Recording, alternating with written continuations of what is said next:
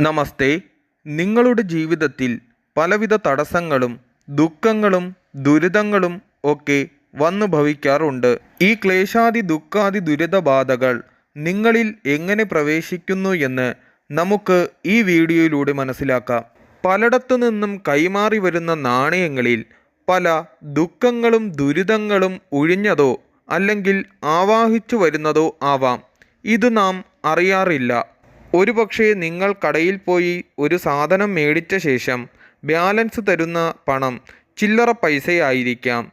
ഈ നാണയങ്ങൾ നിങ്ങൾ വീട്ടിൽ കൊണ്ടുവന്ന് വയ്ക്കുകയും അല്ലെങ്കിൽ ഈ നാണയത്തെക്കുറിച്ച് നിങ്ങൾ മറന്നു പോകുകയും ഈ നാണയങ്ങൾ ഉപയോഗിക്കാതിരിക്കുകയും ചെയ്യുന്ന പലരും നമ്മുടെ ഇടയിലുണ്ട്.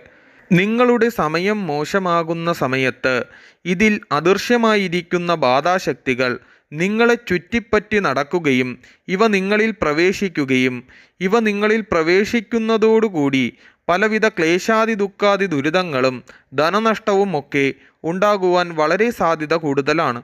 ചില ദുർമന്ത്രവാദിമാർ മറ്റു വ്യക്തികളിൽ നിന്നും ഒഴിപ്പിക്കുന്ന ബാധകൾ നാണയങ്ങളിൽ ആവാഹിച്ച് പള്ളിയിലോ ക്ഷേത്രങ്ങളിലോ ഭണ്ഡാരത്തിൽ സമർപ്പിക്കുവാൻ പറയുന്നു.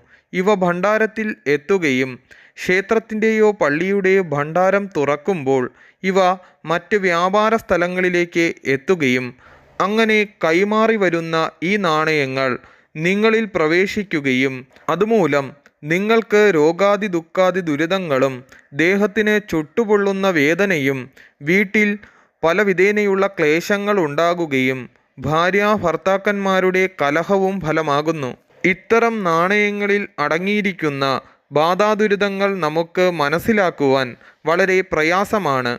ആയതിനാൽ പ്രശ്നം വെച്ച് ഈ നാണയത്തിൽ വന്നിരിക്കുന്ന ദോഷങ്ങൾ നമ്മളിൽ പ്രവേശിച്ചിട്ടുണ്ടോ എന്ന് മനസ്സിലാക്കുക.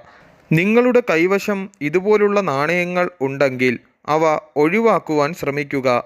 നിങ്ങളുടെ കൈവശം ഇതുപോലുള്ള നാണയങ്ങൾ വന്നതിന് ശേഷമാണോ നിങ്ങൾക്ക് ക്ലേശങ്ങളും ദുഃഖങ്ങളും ദുരിതങ്ങളും ഉണ്ടായതെന്ന് നിങ്ങൾ തന്നെ വിലയിരുത്തേണ്ടതാണ്.